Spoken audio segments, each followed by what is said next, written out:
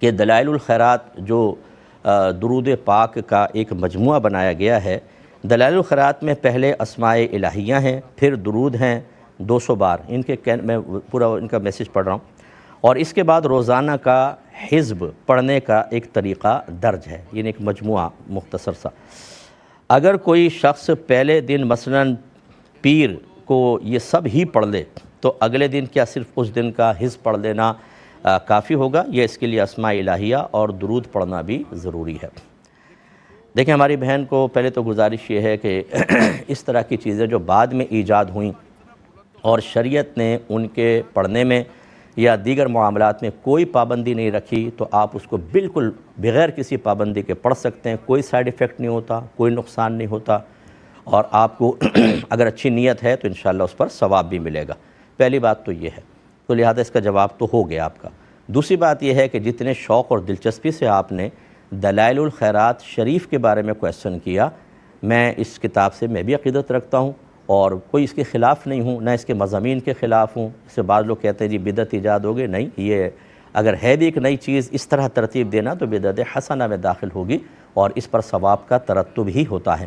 لیکن میری ادنیٰ سی گزارش یہ ہے کہ مجھے یہ بتائیں کہ یہ کتاب زیادہ بابرکت ہوگی یا قرآن پاک؟ یہ کتاب زیادہ برکت ہے یہ میرے نبی کریم صلی اللہ علیہ وسلم کی احادیث مبارکہ، کیونکہ یہ دونوں وحی ہیں۔ قرآن جو ہے اس میں معانی بھی اللہ کی طرف سے ہیں، وہ تو ہے اللہ کا کلام، اور الفاظ بھی اللہ کی طرف سے مخصوص کر دیے گئے۔ نبی کریم صلی اللہ علیہ وسلم کو اس میں سے کوئی لفظ ہٹا کر اپنا لفظ ڈالنے کی اجازت نہیں ہے۔ اگر مشکل لکھا ہے تو مشکل ہی ہے، پریشانی نہیں لفظ ڈال سکتے، یہ اسے کہتے ہیں قرآن۔ اور حدیث جو ہوتی ہے اللہ کی وحی ہوتی ہے، معانی اللہ کی طرف سے ہوتے ہیں، الفاظ کے انتخاب کا سرکار کو اختیار ہوتا ہے، تو سرکار اس کو بیان کرتے ہیں۔ جب پتہ چلا دونوں وحی ہیں، فرق بس یہ ہوتا ہے اس کو وحی جلی کہتے ہیں، اس کو وحی خفی کہتے ہیں، اسے قرآن کہتے ہیں، اسے حدیث کہتے ہیں۔ اور نبی کریم صلی اللہ علیہ وسلم کی واضح حدیث موجود ہے کہ میں تمہارے درمیان دو چیزیں چھوڑ کر جا رہا ہوں، اگر مضبوطی سے تھام کر رکھو گے ہدایت پا جاؤ گے، چھوڑ دو گے تو گمراہ ہو جاؤ گے، ایک قرآن، دوسرا میری سنت، یہ حدیث۔ وہ ہم نہیں پڑھتے، ہم نے پورا قرآن کبھی ترجمہ تفسیر سے نہیں پڑھا، اسی گہری دلچسپی اور برکت کے حصول کے لیے کبھی استغراق کے عالم میں ہم ڈیلی قرآن نہیں پڑھتے، اس کی برکات حاصل نہیں کرتے۔ حدیثیں تو ہمارے گھروں میں ہے ہی نہیں۔ ہمارے گھروں میں احادیث کی کتابیں، ان کے ترجمہ اور شرح، اس سے بالکل ہمارے گھر خالی ہیں اور یہ کتابیں نظر نہیں آتی۔ ان کے اندر ہم برکات ڈھونڈ رہے ہوتے ہیں، اس کا انکار نہیں ہے، میں پہلے کہہ چکا ہوں۔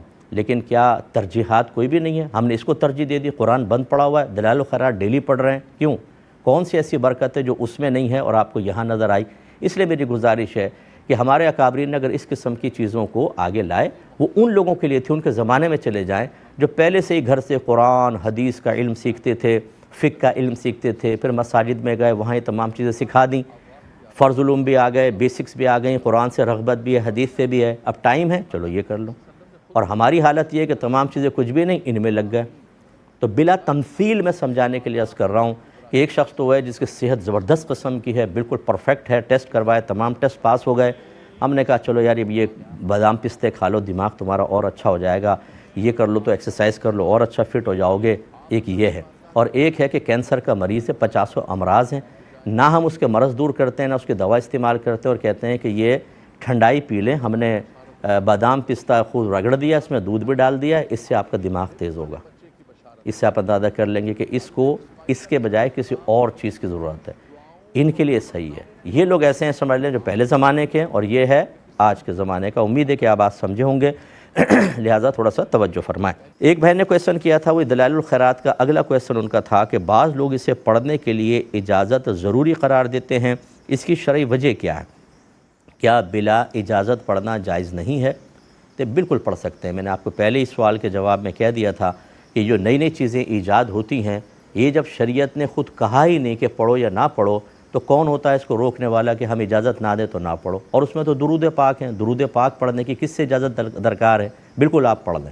اگر کوئی کہتا ہے کہ نہیں اکابر اس سے پہلے اجازت لو ورنہ اس کا فائدہ نہیں ہوگا، وہ اس پہ شرعی دلیل دے دیں، قرآن یا حدیث سے دے دیں، ٹھیک ہے۔ اب یہ نہ کریں کہ آپ قرآن و حدیث کی ہی مثل ایسے احکام اپنے پاس سے بنا لیں کہ اگر اس کا عمل نہیں کیا تو گویا کہ قرآن و حدیث کا ہی انکار لازم آ جائے۔ کوئی اگرچہ کہتا نہیں ہے ایسا، لیکن اس کو اتنا سخت کر دینا، اتنا مضبوط کر دینا، اتنی اہمیت دینا کہ جیسے بالکل اللہ رسول کے احکام کی خلاف ورزی ہو رہی ہے، یہ بالکل ٹھیک نہیں ہوتا۔ یہ خواہ دین کے اندر ایک اضافے والی صورت ہے۔ دلائل الخیرات آپ پڑھنا چاہیں بالکل پڑھیں، جس طرح ترتیب سے فرمایا گیا اس طرح بھی نہ پڑھیں، بالکل آپ ایک صفحہ ایک دن پڑھ لیں، دوسرا صفحہ دوسرے دن پڑھ لیں، حزب جو مقرر کیا گیا اس طرح بھی نہ پڑھیں، بالکل آپ کو ٹوٹل انشاءاللہ برکات حاصل ہوں گی۔ اللہ تعالیٰ کی طرف سے کوئی ان برکات کو روکنے والا نہیں ہو سکتا کہ روک دے کہ اللہ برکت دے رہا ہے اور اس نے روک دیا کہ چونکہ ترتیب سے نہیں پڑھا اس لیے برکت نہیں ہوگی۔ اس قسم کی چیزوں پہ توجہ نہ کریں، آپ پڑھیں، اللہ برکت دے گا انشاءاللہ۔ کہ محنت سے پیسہ کما کر اپنا اور اپنے بچوں کا گزارا کرنے والا غیر مسلم اس مسلمان اور مفتی سے بہت بہتر ہے جس نے دین ہی کو ذریعہ معاش بنایا ہوا ہے۔ اور پھر ایسے مسلمان اور مفتیوں کے بارے میں لکھتے ہیں کہ ایسے تمام افراد جہنم کے لیے تیار رہیں۔ اچھا، جن صاحب نے بھیجا تھا ان کا دین سے دور دور تک کوئی تعلق بھی نہیں تھا، لیکن جیسے کہ میں اکثر دائرہ ادب میں رہ کر لیکن صرف تنبیہ کے لیے، ہوشیار کرنے کے لیے بعض افراد کے لیے کہتا ہوں، کیونکہ باہر کے تمام افراد ایسے نہیں ہیں، بہت اچھے دین پہ چلنے والے صاحب تقویٰ ہیں، ہدایت قبول کرتے ہیں، نصیحت قبول کرتے ہیں، لیکن بعض ایسے ہیں جو وہاں پہنچنے کے بعد اپنے آپ کو سمجھتے ہیں کہ ہم 7ویں آسمان پر پہنچ چکے ہیں اور اب ہم دنیا کے ساتھ ساتھ سیاست کے ساتھ ساتھ دینی معاملات میں بھی اپنی سوچ اور فکر کے مطابق فیصلے کرنے کے مجاز ہو چکے ہیں۔ وہ پھر ایسی باتیں کرتے ہیں۔ انہوں نے غیر مسلم کے جو رزق کما رہا بھی بچوں کے لیے اس کو مسلمانوں اور مفتیان کرام سے افضل قرار دے دیا۔ سب سے پہلی غلطی تو یہ ہے کہ ان اوصاف کی وجہ سے کوئی بھی مسلمانوں سے افضل نہیں ہو سکتا۔ کافر جو تھے وہ جو زمانہ جاہلیت میں حاجیوں کی خدمت کرتے تھے، کعبۃ اللہ اور مسجد کی صفائی کرتے تھے، لیکن آپ دیکھ لیں قرآن پاک میں اللہ نے ان کی کیسی کیسی مذمتیں فرمائی ہیں، کیونکہ کفر ایک ایسی گندگی ہے جو انسان کی تمام اچھائیوں کو مٹا دیتی ہے۔ ہاں، یہ ہو سکتا ہے کہ اللہ تعالیٰ ان اچھائیوں کی وجہ سے اس کو ایمان دے دے، اگر نہیں مل گیا بہت اچھی بات ہے، نہیں ملا اور اسی حالت میں مر گیا تو ان کے بارے میں قرآن پاک میں ضرور ہے کہ ہمیشہ ہمیشہ جہنم میں رہیں گے۔ باقی مسلمان یا مفتیان کرام، علماء کرام اگر بعض چیزوں کے اندر جس کو آپ دین سے متعلق کہتے ہیں خدمت سر انجام دے کر اس کی سیلری لیتے ہیں تو یاد رکھیں کہ یہ خدا نخواستہ ایسا نہیں ہے کہ وہ اپنے دین کو بیچ رہے ہیں یا اس کی وجہ سے ان کو ثواب ہی نہیں ملے گا یا اس کی وجہ سے وہ جہنم میں جائیں گے۔ رحمت کونین صلی اللہ علیہ وسلم نے ارشاد فرمایا کہ اللہ تبارک و تعالی نے میری روزی نیزے کے سائے میں رکھ دی ہے۔ جب آپ ہجرت فرما کر آ گئے تھے تو پھر جو کفار سے اگر لڑے بغیر کوئی مال ان کا حاصل ہو جاتا، جیسے مسلمان گئے اور ڈر کے بھاگ گئے، اس کو مال فے کہتے ہیں، یہ پورا نبی کریم صلی اللہ علیہ وسلم کا ہوتا تھا۔ اور اگر جنگ ہو جاتی اور پھر جو مال آتا اس کو مال غنیمت کہتے ہیں۔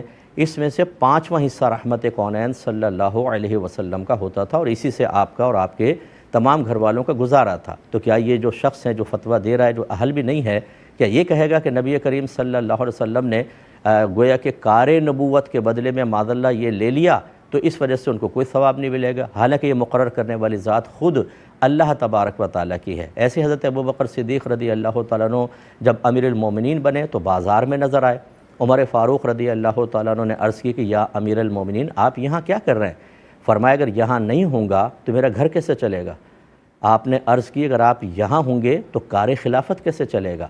لہٰذا ایک روایت کے مطابق پھر صحابہ کرام نے متفق علیہ یہ فیصلہ کیا کہ آپ کے لیے وظیفہ مقرر کیا جائے تاکہ آپ تمام خلافت کے کام بالکل بے فکر ہو کر اور یکسوئی کے ساتھ کر سکیں، اور آپ کو ماہانہ وہ ملتا تھا۔ اب اس سے پوچھیں کہ کیا معاذ اللہ ثم معاذ اللہ آپ کا یہ فتویٰ صدیق اکبر رضی اللہ تعالیٰ عنہ کے لیے بھی ہوگا؟